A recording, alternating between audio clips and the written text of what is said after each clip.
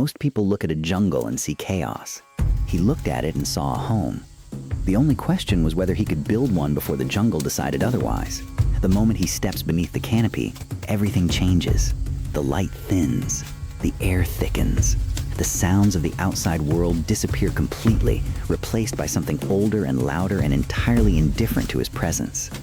Insects, water, wind moving through leaves so far above him they are barely visible. The jungle is not quiet. It is never quiet, but it has its own rhythm.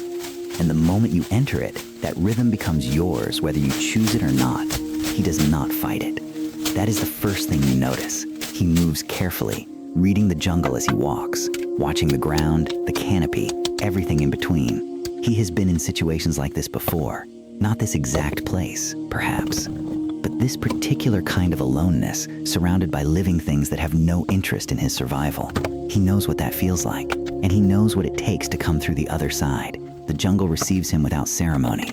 The trees close behind him like a curtain, and the work of finding a place to begin, the quiet, unhurried, absolutely critical work of choosing where to plant himself in all of this, starts now. Most people underestimate this part. They imagine the builder simply walking to a clear patch of ground and starting. That is not how it works. The location is the foundation of everything that follows. Choose wrong, and you might build something that floods in the first rain, collapses in the first wind, or sits on ground so uneven that no amount of effort can make it livable. The location is not just a practical decision. It is the first and most important decision of the entire build. He walks slowly, tests the ground with his feet, studies the way the trees lean, the way the light filters through, the way drainage runs across the jungle floor after rain. He is not in a hurry, or rather, he is in the particular kind of hurry that knows rushing will only cost more time later. This is the patience of someone who has learned the hard way that the jungle charges extra for careless decisions. He stops, looks around, looks up through the canopy, kneels and examines the earth beneath him. The ground here is firm, slightly elevated above the surrounding terrain, sheltered on one side by a natural rise and on the other by mature trees whose root systems will anchor whatever he builds. There is airflow here. There is logic here. He sets down what he is carrying, takes one slow breath, and then he begins. The first task is always the hardest to appreciate from the outside: clearing. Removing everything that exists in this space so that something new can exist instead. Every root, every plant, every embedded stone is the jungle's way of saying this ground is already spoken for. Taking it back requires patience and intention, not frantic effort, but steady, deliberate work that moves forward one small victory at a time. He works with what he has. Simple tools, used with precision.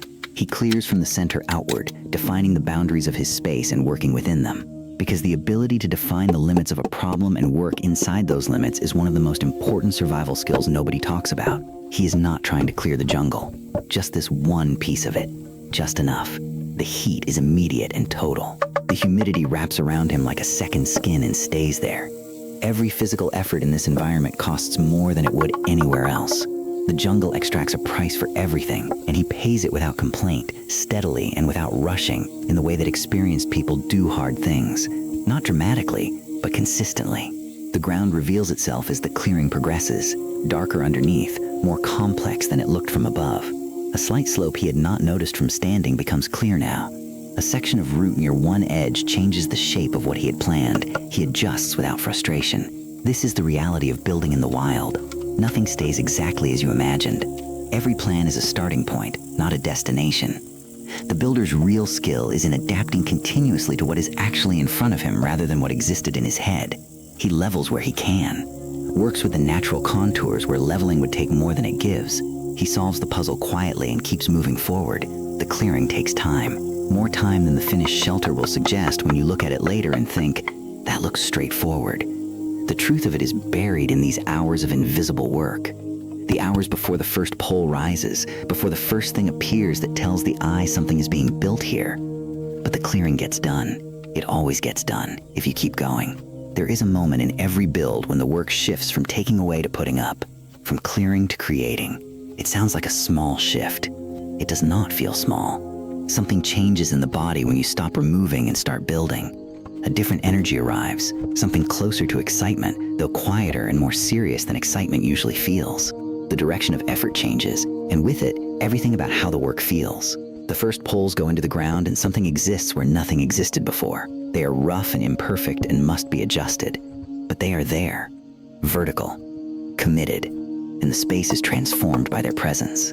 Where there was only open ground, now there is the suggestion of walls, the implication of a roof, the ghost of a structure that does not yet exist but has begun. He works the frame with the hands and the understanding of someone who has thought about this kind of problem for a long time. He is not calculating with numbers. He is working with an understanding of how wood behaves, how weight moves through a structure, where the stress will gather, and what the connections need to withstand. This knowledge lives in his hands as much as in his mind. It is the kind of intelligence that cannot be learned from a screen. It must be earned through doing, through making mistakes and correcting them, through the long education of building real things in real conditions. The lashing is where the frame either holds or it does not. He works each joint with patience, wrapping and tightening until the connection is secure without being brittle, flexible without being loose. The right tension is something you feel more than measure. It lives in your hands after enough repetition. He has enough repetition. The joints hold. The ridge pole goes in last, the spine of the whole structure, the line from which everything else will hang. He checks it carefully, adjusts, checks again. If the ridge is wrong, everything built onto it carries that wrongness forward. He takes the time to get it right. When it finally sits true and the frame holds it without strain, he steps back and looks at what is standing in the space where he began this morning. A skeleton, the bones of something. Not a shelter yet, not even close, but the promise of one. The jungle continues around him, indifferent as ever, but something has changed in the clearing. Something has intention now. Something has form. With the frame standing, the work enters its next phase, one that is less about structure and more about skin. Walls, roof, the layers that will stand between him and everything the jungle sends. Rain that arrives without warning and falls in quantities that seem impossible. Wind that finds every gap. Cold that surprises people who imagine jungles as only hot and discover instead that when the sun drops, the temperature follows fast and the damp enters everything. He is building against all of it simultaneously. Every decision carries a specific threat in mind. The roofing material is selected carefully, not grabbed at random, but chosen with the eye of someone who knows exactly what he is looking for. The right material sheds water. It overlaps correctly. It is flexible enough to work with, but dense enough to hold its purpose across days and nights in repeated rain. He carries it back in loads and the pile grows beside the frame, waiting for him. The layering is slow and rhythmic work. Each piece placed with intention, overlapping the one below it in the right direction, always outward and downward, always redirecting water away from the interior. The angle of the roof is generous, steep enough to move rain quickly off the surface rather than letting it pool and find a way through. He builds it with the conviction of someone who has been wet in a jungle at night and will do almost anything to avoid that particular experience again, because there is a misery to that situation. The water finding you in the dark, seeping through what you trusted to hold, the cold arriving with it, the long, impossible hours until morning. That motivates a man more effectively than almost anything else. He does not speak about this, but it is present in the care he brings to every layer of the roof, in the patience he brings to every overlap, every join, every place where water might find an angle it was not supposed to find. The walls come next. Not solid barriers, but layered arrangements of natural material that interrupt wind, retain warmth, create the sensation of enclosure without closing the world out entirely. He builds each wall with its specific orientation in mind. The windward side getting the most density, the side facing the clearing left slightly more open so that he can see out. Because being able to see out matters, not for any dramatic reason, but because a man who can see his surroundings rests more easily inside them. As the walls fill in, the interior changes. The light inside becomes dimmer, more contained. The outside sounds softened slightly. The sense of enclosure arrives, and with it, something that bypasses the thinking brain entirely and speaks to something much older. A feeling that says, you are surrounded on more sides than before. Something stands between you and the open world. It is one of the oldest feelings a human being can have, and it never gets old. This is where many people would stop. The roof is on, the walls are up, the structure stands. Shelter built, objective achieved. He does not stop here, because there is a real and important difference between a structure that keeps you alive and a space that lets you actually live. The first is survival. The second is something more, and that something more is not a luxury in the jungle. It is a necessity. The difference between maintaining yourself mentally over a long period alone and slowly losing the thread of who you are. He understands this, and so he keeps working. The floor is raised and layered, built up above the bare earth to hold warmth, to separate him from the ground that is always damp, always cold, always working to draw heat from anything it touches. He brings the same layered logic to the floor that he brought to the roof, thinking always about what he is defending against. The jungle floor at night is not the same as the jungle floor by day. Things move through it. The cold rises from it. Elevation is protection. Elevation is warmth. Elevation is sleep. The interior takes on a logic of its own, a place for everything, everything placed with intention. This is not tidiness for its own sake. In a small space, disorder costs time and energy that cannot be wasted. Every moment spent searching for something misplaced is a moment not spent resting, not spent eating, not spent maintaining the things that keep the shelter functional. He arranges what he has with the economy of someone who has lived in small spaces before and knows the value of knowing exactly where everything is without having to look. Outside, the clouds that have been building since midday are thickening and darkening. The air has changed, heavier, more electric, carrying the particular pressure that signals rain approaching in quantity. Anyone who has spent time in a tropical environment recognizes it immediately. Rain is coming, not a light shower. Jungle rain, sudden, total, and loud enough to make the world outside disappear. He looks at the sky once, looks back at the shelter, and moves just a little faster. The fire changes everything. There is something that happens to a human being in the presence of fire that bypasses the thinking brain entirely and speaks directly to something ancient. Warmth, light, the smell of wood smoke, the sound of burning. These things do not just comfort the body. They settle the mind in a way that nothing else in a survival situation quite matches. Fire communicates something to the oldest part of you, something that says, you are going to be all right. He builds it carefully, choosing the location with the same precision he has brought to every other decision today. Too close to the structure and he risks everything he has built. Too far and it serves no purpose for warmth or cooking. The balance point is specific and he finds it, clearing the spot and preparing a base that will keep the fire contained and manageable. The first flame is coaxed from almost nothing, nursed carefully from the smallest beginning, fed with patience and attention in the right proportions. Fire in a jungle is not automatic. The humidity fights it. The materials must be selected for dryness with care. Getting a good fire going here is a skill in itself, earned like everything else today. He leans close and works with it gently, giving it exactly what it needs at each stage, reading it the way you read something alive. It catches, it grows, it settles into a steady, confident burn. He sits back and watches it for a moment, just a moment. But in that moment, something in his face changes.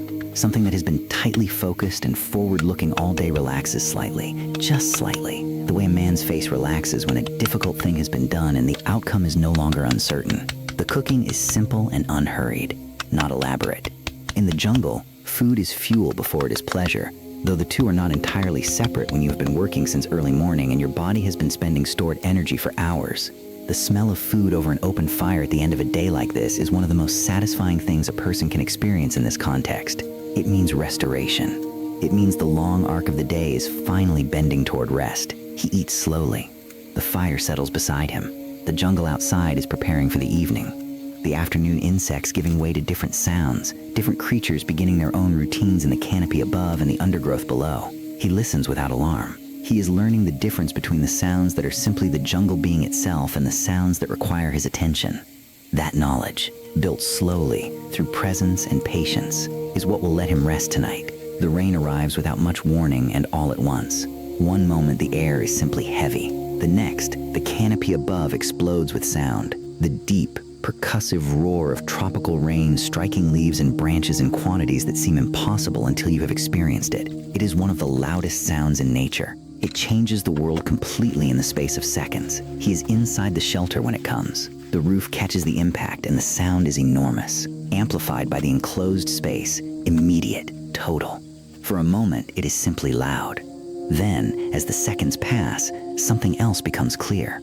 The water is running off the angled surfaces exactly as it was designed to, sheeting down and away from the structure, hitting the ground around the shelter, not inside it. He watches the entrance, a curtain of falling water beyond, the jungle floor outside turning dark and liquid, channels of water finding their paths through the undergrowth.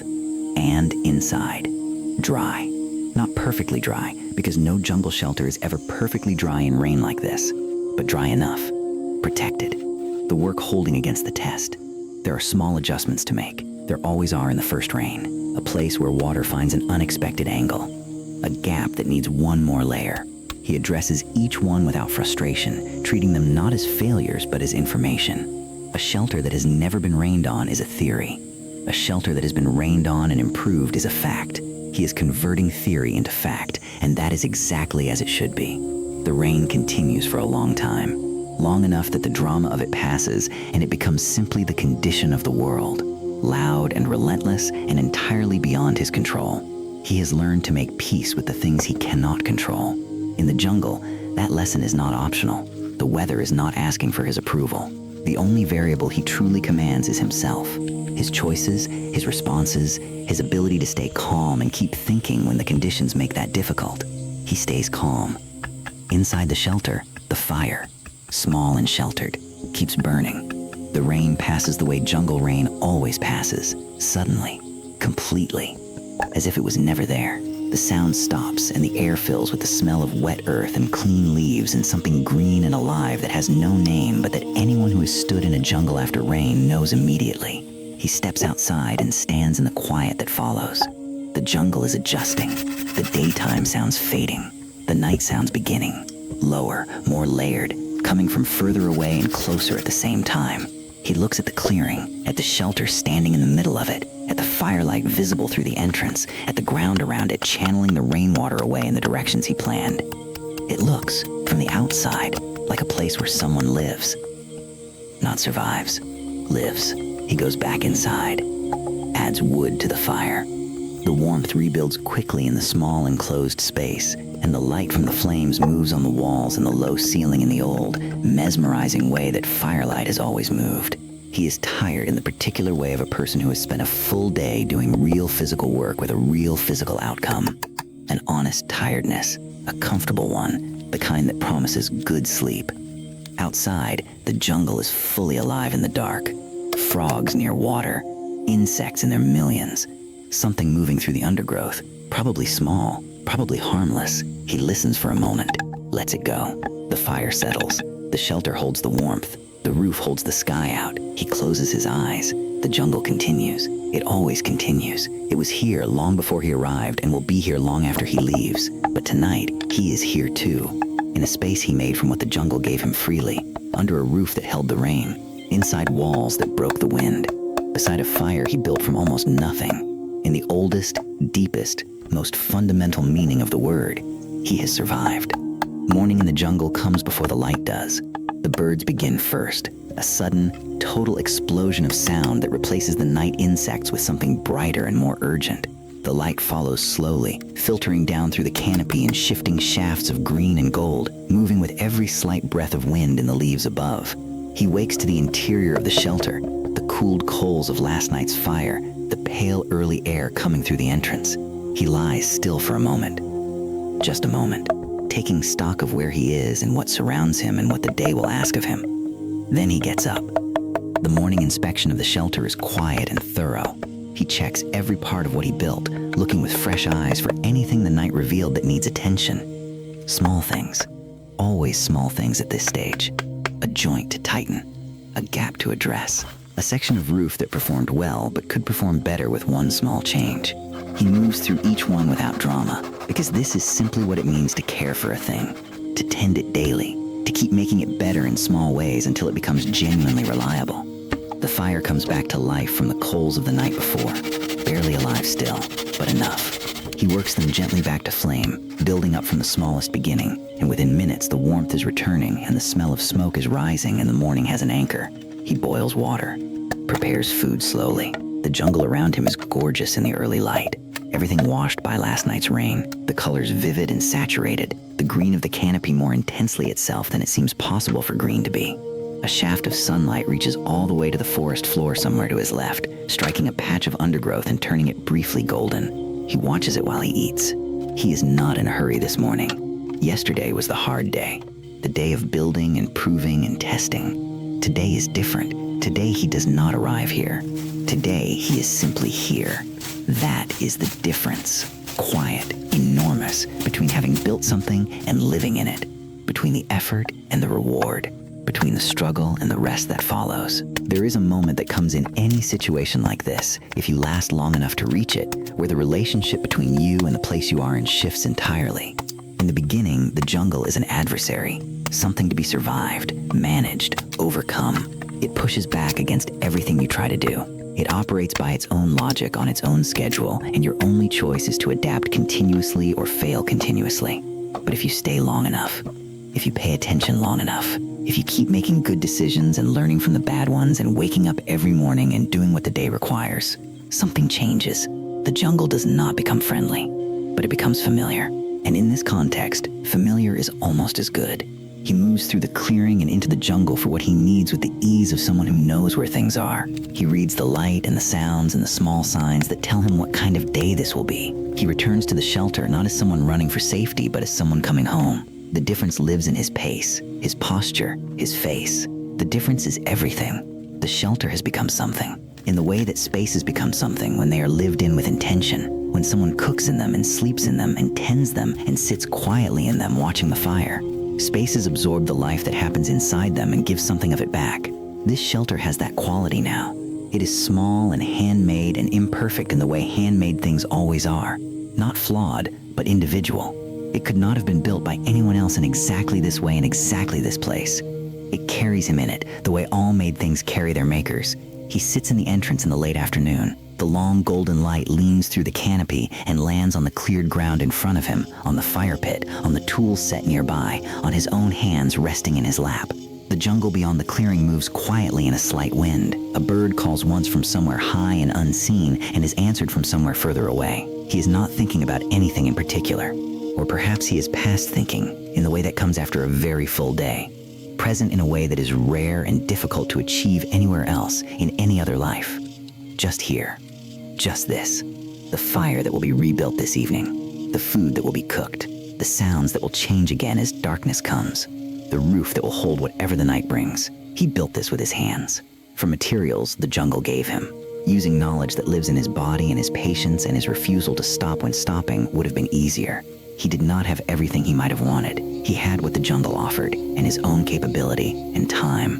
It was enough. It is always enough if you use what you have rather than grieving what you do not. The fire catches in the evening light and the shelter glows from inside. Warm and steady, visible through the entrance, a small light in the green dark of the jungle. From the outside, it looks like something that belongs here. Not imposed on the jungle, but grown from it. Built from the same materials, the same logic, the same understanding of how this place works and what it asks of the things that live inside it.